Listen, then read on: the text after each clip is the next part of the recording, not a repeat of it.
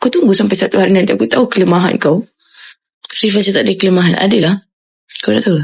Kelemahan dia adalah kehilangan saya.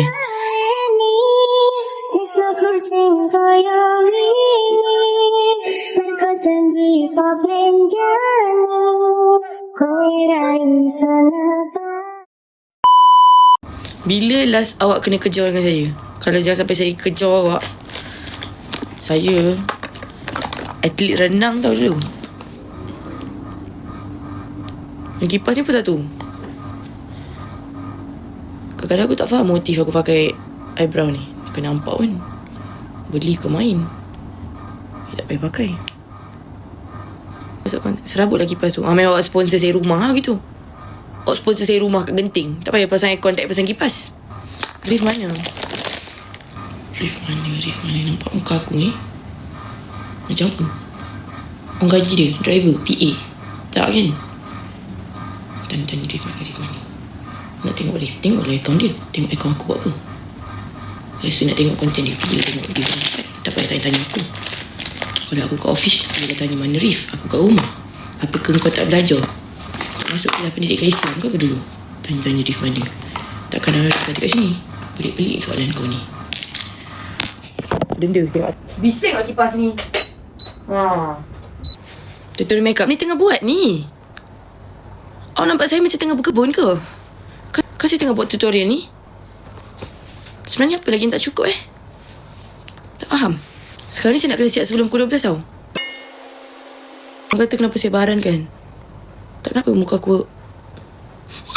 What is that? Sejak bila muka aku macam tu? Astaghfirullahaladzim. Ya Allah, apa sama ni? Okay, korang by the way, saya bukan baran. Saya cuma belajar dari kesilapan. Saya tak boleh jadi terlampau baik. Nanti orang pijak kepala saya.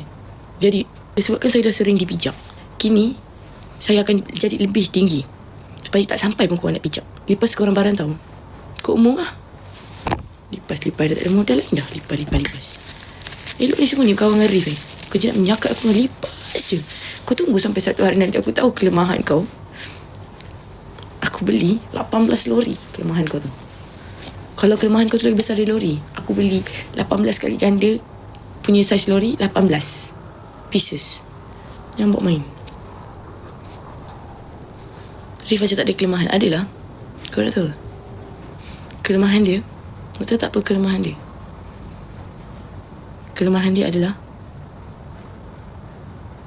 kehilangan saya. Ada. Main gila. Jangan sampai aku jadi wanita poyo. Ramai orang tengok saya make up. Korang sebenarnya nak confess apa-apa ke kat saya? Guys, by the way, siapa belum subscribe YT saya, boleh tekan link dekat bio saya. Besok saya post konten baru. Konten besok saya collab dengan binatang. Okay? Konten besok saya collab dengan binatang. Subscriber saya lagi 3k nak 200k. Apalah salahnya kita sama-sama berkongsi. Korang follow saya bagi korang konten dengan binatang.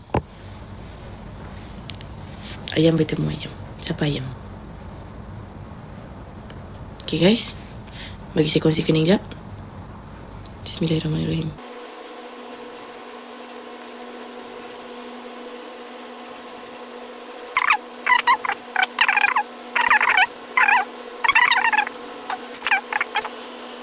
Jadi cosplay apa weh? Kenapa? Awak ni kenapa? Awak mesti rasa awak kelakar. Awak tahu tak? Kalau in case tak ada orang beritahu awak hamba. Tu je saya boleh cakap. Serius. Sebab kadang-kadang kawan-kawan jaga hati tak nak bagi tahu. Sebab saya bukan kawan awak, jadi saya bagi tahu. Serius. Saya tak nak lah awak macam dengan kawan-kawan awak buat lawak.